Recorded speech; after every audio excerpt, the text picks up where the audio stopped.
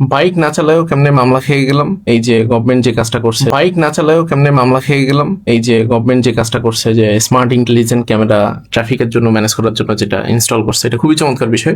But আমি bike না চালায়ও একটা মামলা খেয়ে গেছি, এবং সেটার ইন্টারেস্টিং এক্সপিরিয়েন্স বা অদ্ভুত এক্সপিরিয়েন্স আজকে শেয়ার করার চেষ্টা করবো। প্রথমত আমি একটু আমার ডিসপ্লেতে যাই। প্রথমত আমি একটা আচ্ছা, তার আগে একটু গল্প বলে নিই। আমি প্রথমত একটা SMS পাইছিলাম কিছুদিন আগে, হঠাৎ করে সেখানে আমাকে বলতেছে যে আমি ওভার স্পিডিং করছি এবং এটার জন্য আমার নামে একটা মামলা হয়েছে, এবং সেটা মামলার জন্য আমার 3,000 টাকা পে করতে হবে। তবে আমি যদি 7 দিনের মধ্যে দিই তাহলে 1500 টাকা।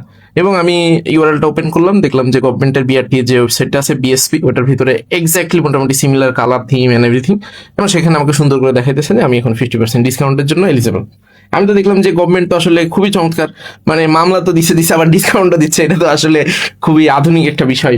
তো যাই হোক, আমি পরে ভাবছি যে আচ্ছা ঠিক আছে, কয়েকদিন পরে মামলা টাকা দিব। এরপর হঠাৎ করে প্রথম SMS আমি হারাই ফেলছি, কেন জানি ফোনে হয়তো অটো ডিলিট হয়ে গেছে বা কোনো কিছু। পরে গতকাল আমাকে একটা আবার SMS পাঠাইছে, বিশাল লম্বা SMS, এবং সেখানে আমাকে বলছে যে আমাকে গতকাল মানে 23শে মের ভিতরে টাকাটা পরিশোধ করতে হবে, একটা ইউআরএলও দিয়ে দিচ্ছে। এইবার ইউআরএলটা দেখে আমার মনের ভিতরে একটু খটকা লাগছে যে আসলে ঘটনাটা কি। এরপর আমি ইউআরএলটা ওপেন করার চেষ্টা করলাম। ইউআরএলটা ওপেন করার পরে এরকম একটা ইউআরএল, এবং এখানে ক্রোম তো দিতে থাকে যে এটা একটা ডেঞ্জারাস সাইট, এবং সাইটটা এক্স্যাক্টলি লাইক মানে বিএসপি সাইটের মতো। এবং এটা বিএসপির যদি আমি অফিসিয়াল সাইটটাতে ঢুকি, বিএসপি বিআরটিআই যে সাইটটা, এটার মধ্যে যদি ঢুকি, একদম similar colour pattern and everything.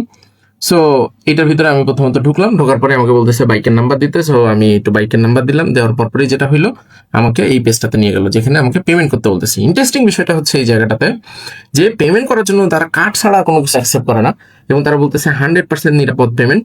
এবং ইন্টারেস্টিং বিষয় হচ্ছে যে ওস্তাদরা কার্ডের নাম চাচ্ছে, কার্ড নাম্বার চাচ্ছে, CVV চাচ্ছে, এবং খুব সুন্দর করে তারা পেজটা তৈরি করছে। এখন কেউ যদি আবেগ আপ্লুত হয়ে এখানে কার্ডের ইনফরমেশন দিয়ে দেয়, তাইলে আসলে বাকিটা ইতিহাস হয়ে যাবে।